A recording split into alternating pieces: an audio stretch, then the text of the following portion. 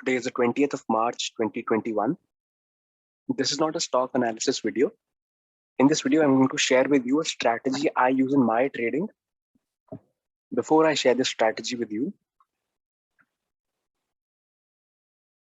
I want you to know that in the stock market, the volatility alternates. Low volatility leads to high volatility, and high volatility leads to low volatility. What do I mean by low volatility? It means when the prices are range bound. The prices are in a narrow range and they are not going anywhere. And what do I mean by high volatility? It means that when the prices are trending, the prices are moving either on the upside or on the downside.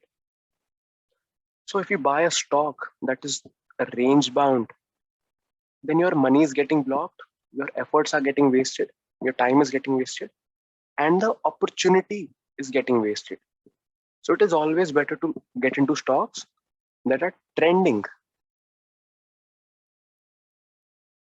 In this strategy, we try to look for stocks that are range bound, and we try to get into these stocks when they start to trend. It is going to make more sense when we have a look at the charts.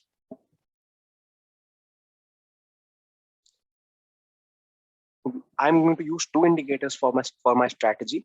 The first indicator I'm going to use is a 20-period moving average.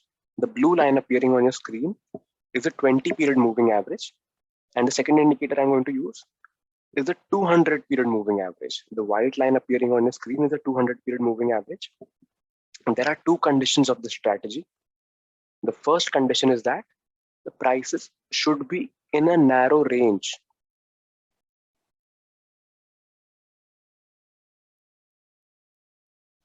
And the second condition is that the prices should be very close to these two moving averages. Why is that? Because these two moving averages act as a very good support or resistance zone.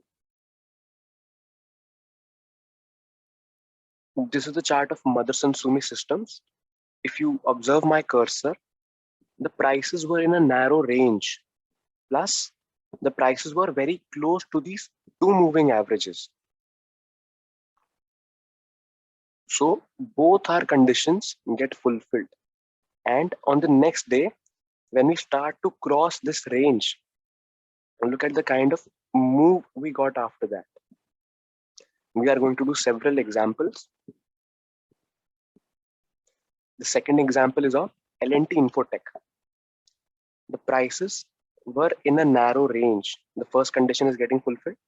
The second condition, the prices should be very close to these two moving averages. Look how close the prices are to the two moving averages.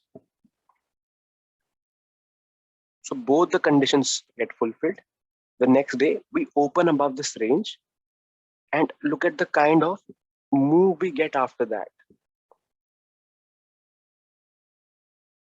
SBI Cards. The stock was in a narrow range for 3 days. The first condition is getting fulfilled, narrow range. The second condition, the prices should be very close to these two moving averages.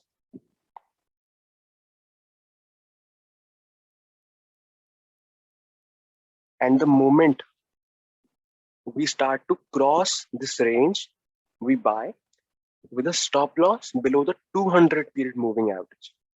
And look at the kind of explosive move we get after that. Tata Steel. First condition, narrow range. Second condition, close to the two moving averages. Both our conditions get fulfilled. The next day we open above this range. We buy with a stop loss below the 200-period average and we get an explosive move. The other example is of MGL Limited. First condition, narrow range. Second condition, close to the two moving averages. Why should it be close to the two moving averages? Because these two moving averages act as a very good support or resistance zone.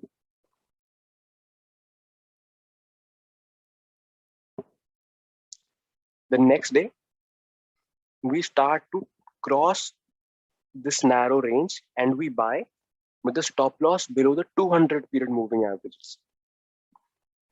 We get a sharp upside after that. Gujarat Gas,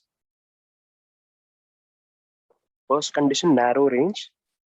Second condition, close to the two moving averages. So both our conditions get fulfilled. And on the next day, the prices start to break below the low of this range. The prices start to trade below this range. And we sold this stock. And look at the kind of decline we got after that. I'm not saying that the strategy is going to work all the time, because nothing is going to work all the time. The strategy also fails. And let's have a look at that as well. DLF Limited, first condition, narrow range. Second condition, close to the two moving averages. The next day we open higher and we start to trade above this range. We buy, but this time it failed. The stock started to decline. So for that, we have our stop loss in place. We place our stop loss below the 200 period moving average. And in all these examples, I have shown you the 5-minute charts because I have myself done this intraday trading in most of the stocks, but this strategy can be applied to any kind of trading, be it swing trading or your positional trading. The concept is going to remain the same. And you can maintain a list of 100, 200 shares. And once you see this setup, you can plan to trade the next day. This is what I do. I consider myself very fortunate enough to have learned this from the best in the industry. And the strategy has helped me immensely. I hope this is going to help you as well. Thank you.